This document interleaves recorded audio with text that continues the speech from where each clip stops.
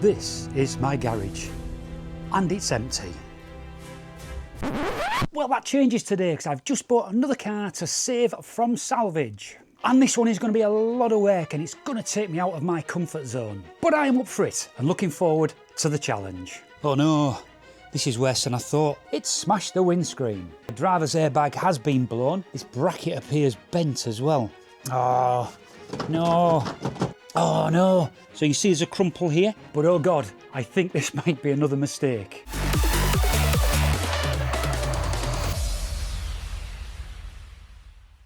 I have the trailer, I'm fueled up, I've got coffee, let's go.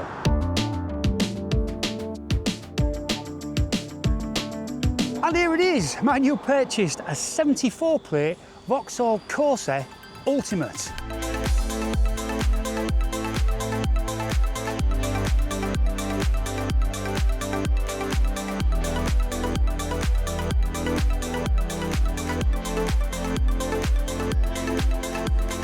Let's get it on the trailer, let's get it home, and I'll show you the car in more detail.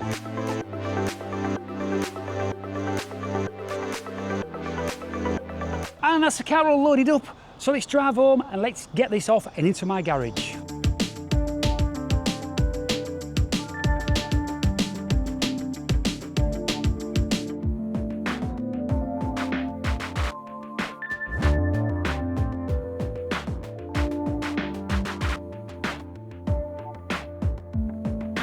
Ladies and gents, let me introduce you to my new build on the channel. It's my 2024 Vauxhall Corsa Ultimate.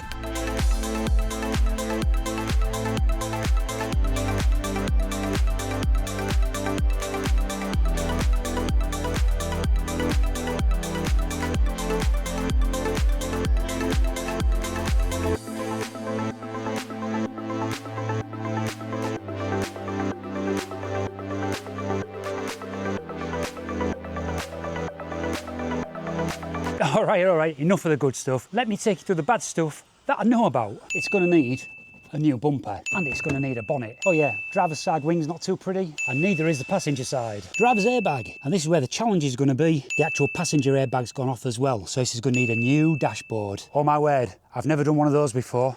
That's going to be fun. Scuff along the rear bumper and some loading marks on top of the bumper here, but I may be able to polish those out, we'll have to see. Scuffs on the rear passenger door, but they don't feel like they've gone through to the paint, so they may polish out. But good news, both headlights, which are LED headlights, are in good condition. But I think the brackets are broken, but you can get a bracket repair set for this car. So that's the basics. I don't know what's under that bonnet yet. I don't know what's broken until I start taking all of this apart. I am starting to wonder if I've bit off more than I can chew here, guys. I have no idea what kind of damage is behind this bumper. But knowing my luck, it's going to be bad. But I still believe there will be a profit in this car because you will not believe what I paid for this car. I'll do the price reveals later on in this video series. But drop me a comment of what you think I paid for this car. The book, about 15k as a non-catty car. This is a Cat S. Drop me a comment. Be interesting to see what you think. Now I bought this car because it is actually a top of the range Corsa. This is the Ultimate, the highest model you can get. This car's got heated steering wheel, heated seats, traffic sign recognition, lane keep assist, active cruise control, LED matrix headlights. But that could be a bad thing if those headlights are damaged. It may cost me a fortune to replace them. But the best feature in this budget town car, massage seats. Oh yeah, oh yeah, oh yeah, just down a bit, down a bit. Oh. Right, enough messing around. Let's get it in the garage. Let's start the strip down. Right, so here we are. Join me while we take a look under the bonnet. Here we go. Right, so what we got here, so this has all been pushed back and oh my God. So the rad pack is touching the engine now. Oh, look at these. Oh no, they've been stressed a little bit. Is that a charge cooler? I think it's a charge cooler, that. Oh no. Oh, look. The actual engine mount is broken. Why would you make an engine mount out of plastic? Oh no, that means the whole engine has been shoved back that way. I mean, it runs and drives and it feels okay, so I think the engine's fairly secure. Well, I hope so. Oh, no. Headlights bust. Headlights bust on this side. This bracket appears bent as well. It's all part of the fun of buying crash damaged cars. So obviously that big crash there has set off the airbags, and yeah, we've got the driver's airbag has been blown, which I knew that, and passenger one has blown as well. And as always, it's smashed the windscreen. So that's going to be expensive. But the other thing that usually happens when you have an accident is that the seat belts tension up. The pre-tensioners pull down to hold you in your seat. So let's see if they've been locked up. Right, so this is the driver's one. Yep, absolutely lock solid, that one. Driver's side rear passenger. Oh my God, that's as tight as a guitar string. Front passenger side. Wow, again.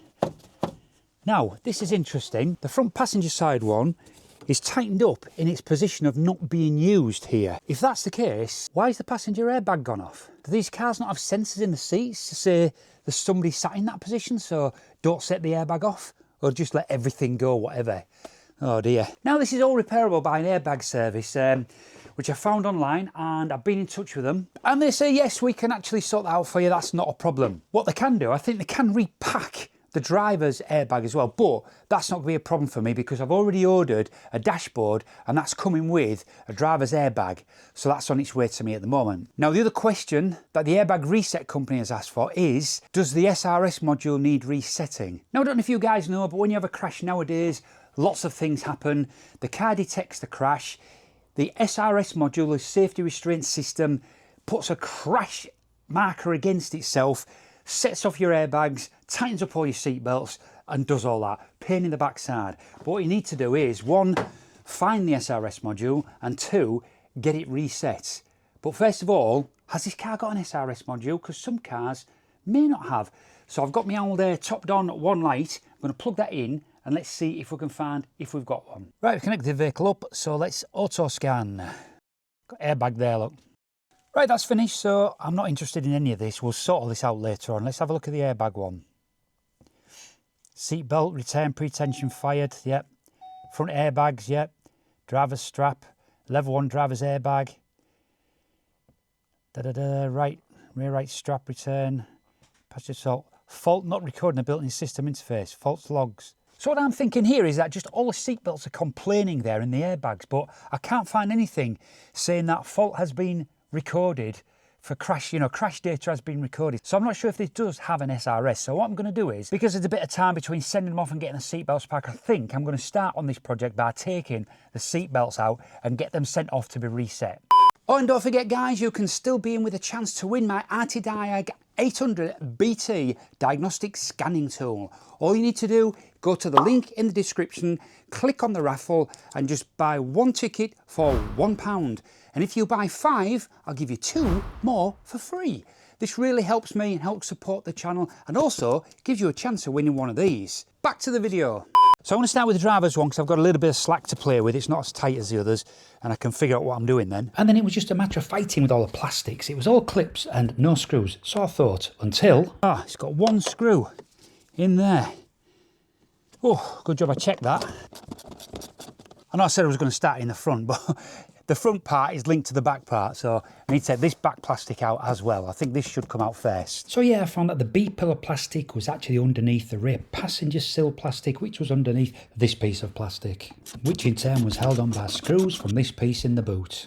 So it's a rear seat belt here holding this in now. Right, move that out of the way now. So we can now get to the rear mechanism here. Aha. Put that bolt back in the hole there and put a bit of tape over it so it stays there. Now we need to go to the bottom end of that. To do that, we're going to need this seat base out. So I'm hoping that this just, like most of them do, and it doesn't, of course.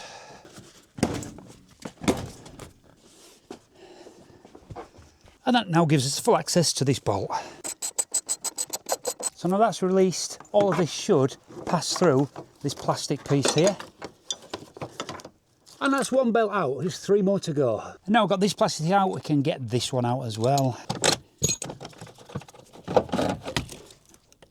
And once again, I'm going to tape the bolt in place so I know where it is.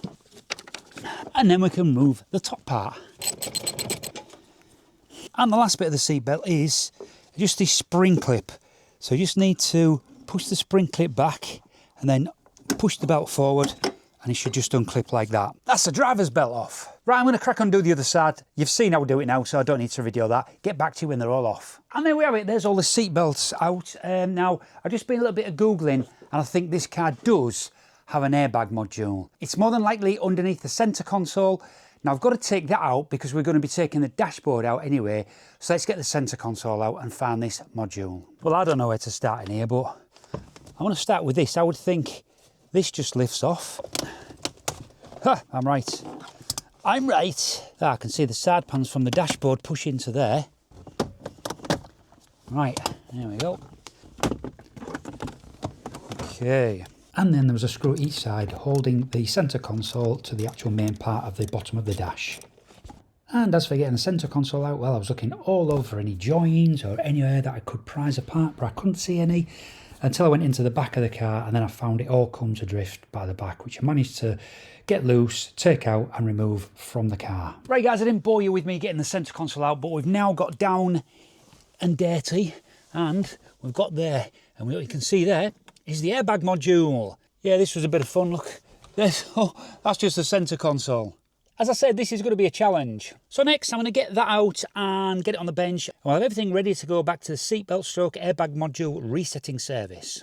So there we have it. That is the airbag module all ready now to go away. So we've got the seatbelts and the module, and we'll get all those packaged up and get them sent to a resetting service. Not sure which one I'm using yet. I've got quotes out between about 3 or 4 of them. I'll see which one comes back with the best quote. I'll let you know in the description below a link to that company. Oh, also, while I was working in and out of the car, I've used my angle grinder and I've modified the wings ever so slightly. That horrible creaking and grating sound every time you open the door got on my nerves, so I thought I'm going to have to stop that. So I've just done that for now. Right, so it's time now to start dismantling this front end to see what damage we've got. So I'll get the wheels off, get it on jack stands, and we can start working on this. Oh, these stupid fake plastic caps.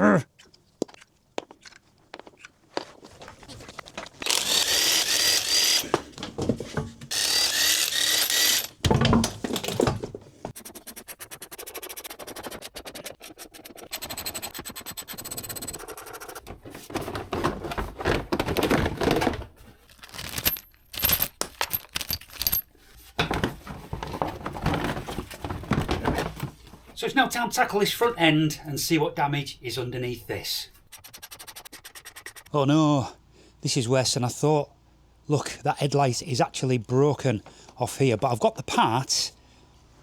It's also happened on this side, and I've got the part, and it's got a bit of a crack up there, but it's only a bit of plastic in it. If I can seal that up, so I think that's what I might do. But anyway, let's carry on disassembling. So this bumper was actually held in place with just 2 screws on the top, so it's obviously been off before.